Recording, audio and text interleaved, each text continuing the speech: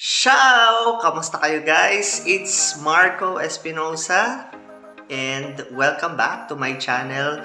It's been a while since hindi tayo nakapag-upload dito sa ating YouTube channel at dito sa ating Facebook page. Kasi I've been busy with a lot of things. So, a little catch up lang. I will give you some updates with my life, with our lives as a family. Just to give you a hint, kami ay aalis na sa Navotas City for some reasons.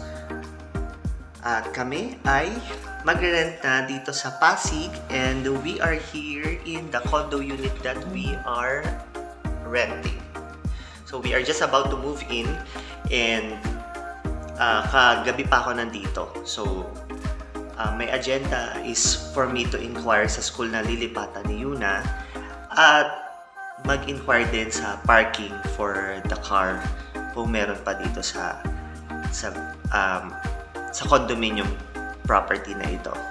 So, yun nga, just to give you one update, I've been busy with work. I am with DMCI Homes. I think I have posted an update regarding that I am now with DMCI Homes as a property consultant and I'm selling condominiums mostly. DMCI Homes is known as a quadruple A developer that builds quality condominiums and properties for Filipino families and even for foreigners who want to invest or who want to live here in the Philippines or want to have a piece of property here in the Philippines. So if you guys want to inquire about any of the projects of DMCI Homes, I handle all DMCI Homes projects nationwide, so you can just send me a message. I'll provide my number here so you can Viber me, text me, or call me. A lot of things going on right now. Ang daming mangyayari yung paglipat namin. So we're just waiting for Yuna's first grading to finish. So yung periodical test would happen, I think, next week. Yes, next week. So we're just waiting for that so she can transfer over to a different school here in Pasig City. So why Pasig City? Kasi nga ang office namin ay Makati.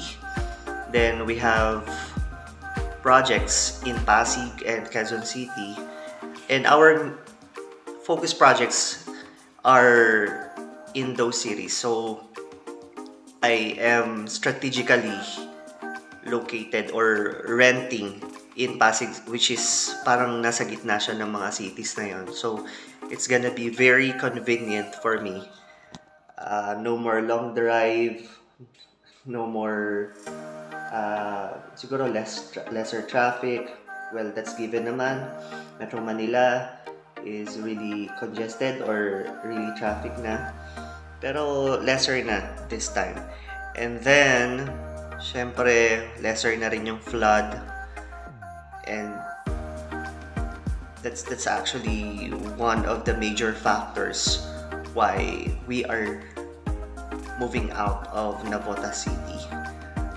But our house will still be there. So that's just gonna be there for us to stay whenever we are there in Navotas visiting our families. I'll give you a quick tour of our one bedroom condo unit. I think this is approximately 30 square meters one bedroom unit here in Pasig. So if you can notice, this is there, semi-furnished actually. This one is already provided. It's a sofa bed. This is our living area. There, that's our living area. And then this is our mini dining. This is already provided by the owner. I'm sorry for the clutter. And as you can see, galing ako ng office yesterday. I have a contract to sell that I am about to deliver to one of my clients who bought through me. So thank you very much, ma'am, for trusting me as your property consultant of the MCI Homes. Then, to continue, this is our mini kitchen. And then we have kitchen gas range. And then a mini refrigerator that we are going to replace because it's a bit small for us. Then right here, right beside the kitchen is the utility room. I don't know if you can see it. It's a mini utility room where we can put our washing machine. There's a provision for the washing machine here, water, and our outlet. There's a window right here that we can open whenever we want. There. Then let's move on to our bedroom. Here is our bedroom right beside our living area. So sorry, I haven't fixed my bed. Actually, medyo kulang ako sa tulog kasi wala pang mattress, no? So, ito yung hinigan ko. Kapag pa lang siya, this is provided. So, dadali na lang namin yung mattress namin. And then, provided na yung aircon sa kwarto. And then, meron akong cabinet dito. For our clothes. Built-in siya. Then, that's it. That's for our bedroom. So, we can put another mattress here if we want. And I can also use this one if I want to. So, pwede akong liga dito. Then, dito silang si Mami, si Yuna, at si Ailey. And then, what else? Yeah. Our toilet and bath. So, our toilet and bath looks like this. What's good about this is that it has partition for paliligo. So, hindi mababasa yung labas. Yan. So, ito yung bath and dito yung toilet. So, this one has heater na provided. Shower, which Yuna will definitely like. And exhaust.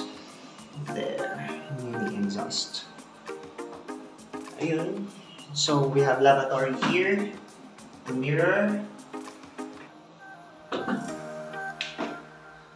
And I also like the door here. There's this thing, what do you call this? Parang masilip mo kasi yung nasa labas, kumakatok. Forgot the term. Anyways. So this is pretty basic for a family of 3 or 4. And what I also like about this is that this has a balcony. Which has access, or which we will have access straight from the living room. There. Very convenient, especially when we have visitors. Yeah. So this is facing northeast. So I kinda like it. So hindi siya masyadong magiging mainit. Kasi yung mga maiinit na lugar, yung mga west tsaka south. Yeah. So ito, morning sun siya.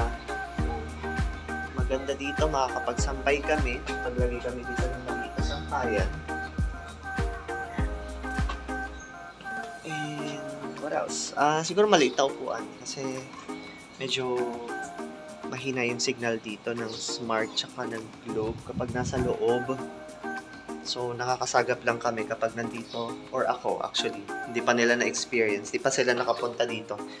So yun, medyo mahina yung signal, so kailangan mo talagang lumabas.